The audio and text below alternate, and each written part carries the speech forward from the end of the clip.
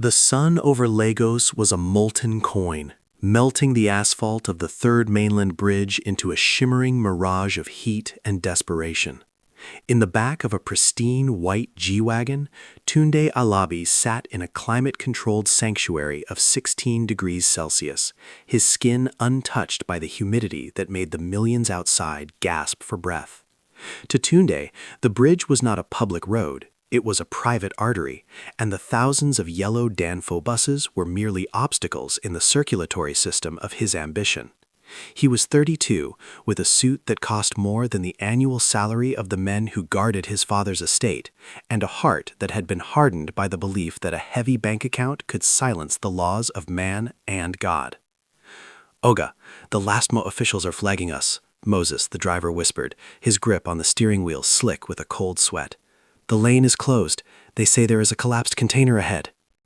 Tunde did not look up from his tablet, where numbers danced in a digital ballet of acquisition. "Moses, do I pay you to read signs or to drive?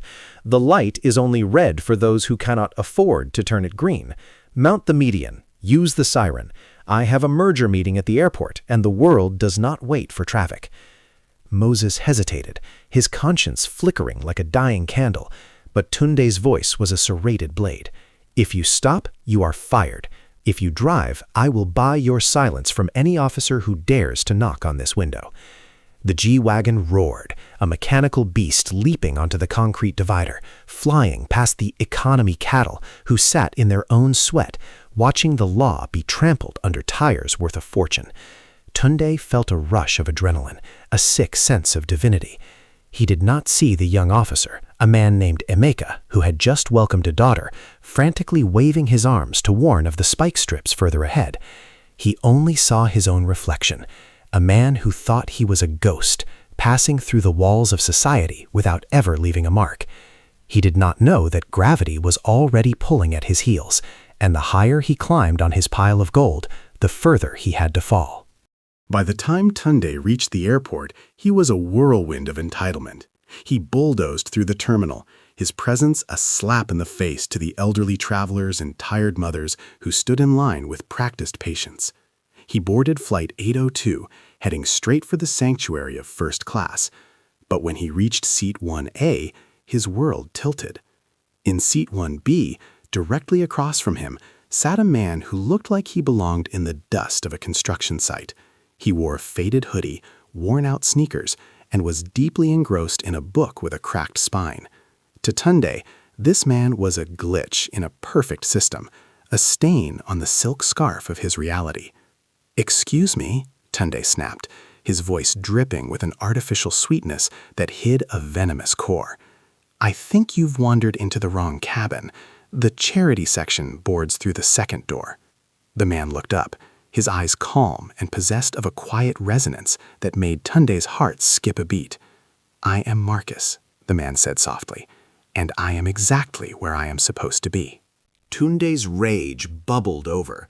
He summoned the senior flight attendant, Brenda, a woman who prided herself on being the gatekeeper of the elite. "Brenda, look at this," Tunde hissed, pointing a manicured finger at Marcus. "I pay $10,000 for a ticket, so I don't have to look at people like that. He is a security risk. He is probably on drugs or using a stolen ticket." Brenda, seeing a man in a suit and a man in a hoodie, did the horrific math of prejudice. She did not check Marcus's valid, gold-trimmed boarding pass with respect. She snatched it as if it were contaminated. "Sir, get off my plane," she commanded Marcus, her voice booming over the intercom to humiliate him before the entire cabin. "Move to the back, or I will have the police drag you off in handcuffs." Marcus did not scream. He did not fight. He simply gathered his battered satchel and looked Tunde in the eye. "You think power is the ability to move a man," Marcus whispered, his voice cold as marble. "But true power is the discipline to know when you have gone too far. You will regret this." Tunde laughed as the Port Authority police hauled Marcus away like a criminal. He watched as Marcus's book was kicked into the aisle, and he felt a sick sense of victory. He thought he had maintained order. He had no idea that 30,000 feet below, a man named Donovan Banks, Marcus's brother and the CEO of the logistics empire that kept the airline in the sky, was already watching the video of the assault.